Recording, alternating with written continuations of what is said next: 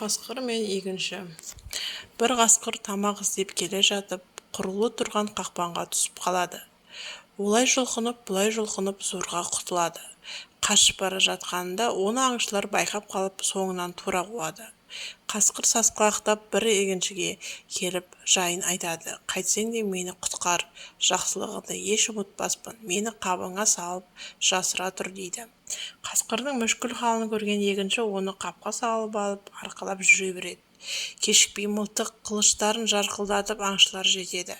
Қашып бара жатқан қасқыр көрмедің бе деп сұрайды олар. Жаңа бір қасқыр анау шоқыдан әрі асып кетті, тезірек ұстаңдар дейді. Аңшылар ұзаған соң егінші қаптың аузын шешіп, қасқырға жөніңе бар, кейін маған бір жақсылық етерсің дейді.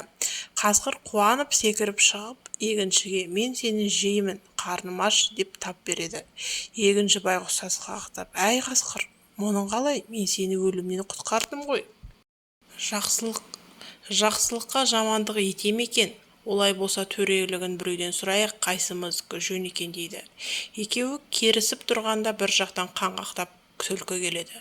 Бұлар түлкіге оқиғаны бастан аяқ айтып береді. Түлкі, жоқ сөзді айтпаңдар, менен басқа біреу естісе күліп жүрер. Дорбаға үлкен қасқыр сыйды дегенге нанбаймын, барып тұрған өтірік дейді.